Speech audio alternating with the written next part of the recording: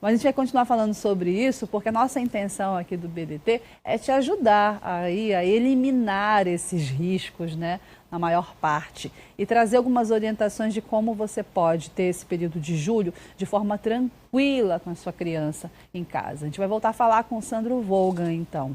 Ele tem mais informações para a gente. Sandro.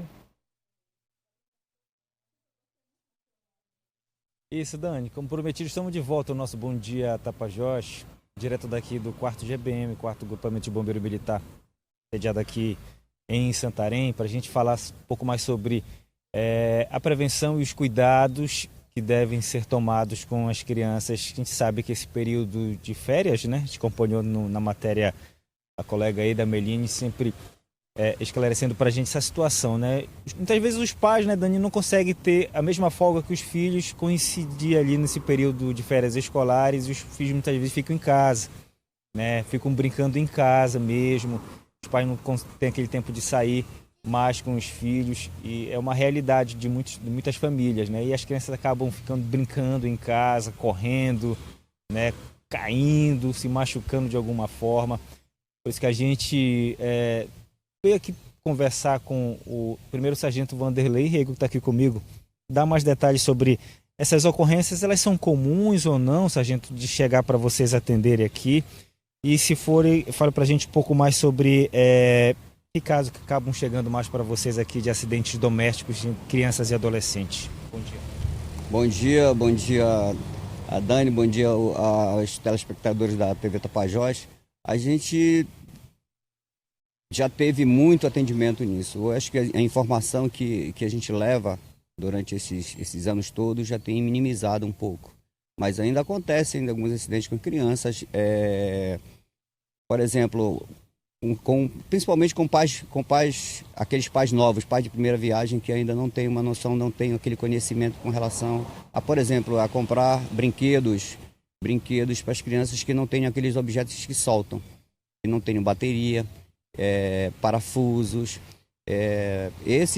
Já acontece esse tipo de situação. Inclusive temos uma situação dessa que o pai e a mãe perceberam e verificaram que estava sem a bateria, sem esses objetos lá no brinquedo, e verificaram essa situação. Rapidamente eles não, vamos para o hospital. Aí fizeram um raio-x e verificaram que a criança tinha engolido uma bateria daquelas. E rapidamente tudo aconteceu a favor, né, dessa situação, e os médicos conseguiram fazer a retirada com uma endoscopia, conseguiram retirar esse objeto do estômago da criança, ainda no estômago, né, já estava sendo digerida. E é um dos fatores que levam isso. Então, objetos, quando você vai comprar brinquedo para crianças, você tem que comprar brinquedos que não saltem pedaços, né? E em casa, você está lavando o piso, a criança não pode estar lá. Se ela não vai fazer algum tipo de brincadeira, ela não pode estar lá, porque ela pode escorregar, cair, e a primeira coisa que você faz quando escorrega o pé é a cabeça machucar, né? A criança bater a cabeça, aí causar um traumatismo crânioencefálico, aí já se torna um problema bem grave para caminhar para o pronto-socorro. Queimaduras também, evitar que crianças menores estejam próximo de fogão, quando a mãe ou a secretária, aquele acompanhante da criança, esteja cozinhando, por exemplo. E evitar que as alças de panela, de fogão, estejam voltadas para o lado de fora, e sim para o lado de dentro do fogão, né? Para que a criança não consiga alcançar, né, e fazer aí uma queimadura. Por água quente ou por qualquer outro material que ele esteja cozinhando lá. Ou mesmo queimar as mãos ali na porta do fogão e tal, que esquenta, e evitar que a criança tenha acesso a esses locais. Vai chegar um momento que o pai vai ter que ensinar a criança a manipular alimentos e tal, mas aquele momento não é o momento de trabalhar com isso. Então é uma orientação que fica para os pais. Tapetes no meio do caminho, geralmente as pessoas tropeçam nisso. Então acontece não só com criança, mas acontece com o idoso também, que passa a ter aqueles mesmos cuidados que as crianças necessitam. Então acontece com isso. Então você escorrega no tapete e geralmente é uma fratura no caso do idoso, e a criança também pode ter uma lesão grave ou uma lesão que vai tirar, nesse mês de férias, a possibilidade da criança estar se divertindo. Então é um detalhe. Piscina. Quem tem piscina em casa, quem usa banheiras ou algumas coisas que tenham água, sempre retirar a água dos baldes de banheira e tal, e virar de boca para baixo, para que a criança não tenha a possibilidade de ir lá tomar banho sozinha e aí fazer um afogamento ali, porque a gente tem notícia, aqui mesmo em Santarém já aconteceu isso, de criança se afogar num balde de água, né? Então é interessante isso, e se tiver a borda da piscina, sempre manter um adulto tomando conta, um guia lá, um cuidador, seja pai, mãe, seja algum parente ou secretário mesmo da casa, 100% lá tomando conta das crianças para evitar com que a pessoa se afogue, né, no caso de crianças e adolescentes. Não saltar de cabeça, né, evitar que salte de cabeça, porque acontece também acidente de você saltar de cabeça e a piscina não for tão funda e você dá com a cabeça lá no fundo da piscina ou em alguma obra de engenharia dentro da piscina que possa causar esse tipo de acidente. Então correr ao redor da piscina também, a mesma coisa que acontece, chão molhado, não se corre ao redor de piscina, porque vai estar molhado e vai estar escorregadio, provavelmente vai estar escorregadio. Os primeiros socorros têm toda uma técnica, mas o que você poderia passar realmente para os pais de primeira viagem, ou que não desconhecem nenhuma técnica de primeiro socorro, de repente tem um trauma, a criança se corta, tem um sangramento, muitas vezes as pessoas não dão muita importância num sangramento, mas pode ser grave, pode atingir alguma artéria. O que deve fazer de imediatamente? Claro, procurar atendimento médico, mas um primeiro socorro em casa para tentar amenizar aquela situação até chegar no hospital.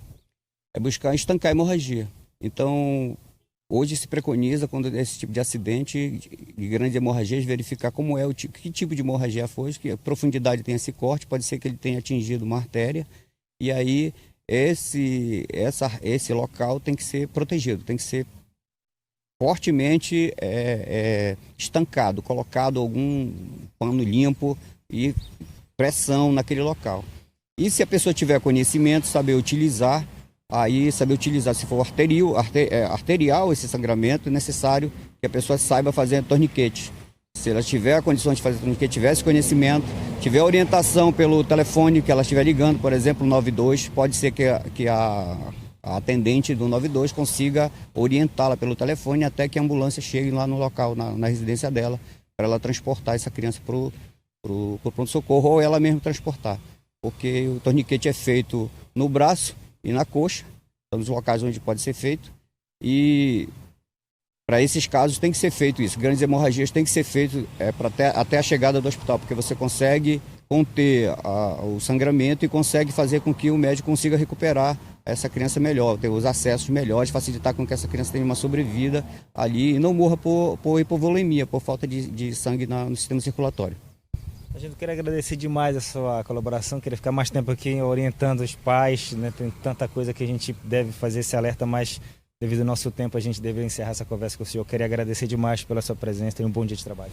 A gente que agradece, um bom dia para você também e para todos os seus telespectadores aí, e o Corpo de Bombeiro está à disposição, sempre que os senhores quiserem, a gente está aqui pronto para levar algum tipo de orientação e informação à população. Perfeito. Sargento Vanderlei Rego, primeiro sargento do 4º GBM aqui em Santarém, dando essa orientação. São tantas, né, Dani? A gente tentava lembrar de alguma, o sargento foi lembrando demais, e são tantas informações relevantes, essas orientações aos pais, né, que devem seguir. Um choque elétrico também nas tomadas, deve ter todos os detalhes, né? Tomada muito baixa, as crianças não devem colocar o dedo ali na tomada. Lembrei desse caso agora, né? Criança também, tem criança em casa, a gente sempre lembra dessa situação. São tantas situações e, claro, qualquer coisa, algum acidente, como essa orientação que o bombeiro passou, deve fazer o procedimento de primeiro socorro e procurar logo, primeiro socorro, né? E procurar logo o atendimento médico, se caso for necessário. Tá bom, Dani? Volto com você. Lembrando que como as crianças são curiosas, né, Sandro? Tudo é curiosidade, aí mexe ali, mexe aqui. Tem que estar de olho. Quando a criança fica muito tempo em silêncio, né? Tá aprontando, né, Sandro? Sandro que é papai aí sabe bem dessas experiências todas. Muito obrigada, Sandro. Com certeza a gente ajudou aí muitas famílias a estar mais atenta a tudo isso. Obrigada.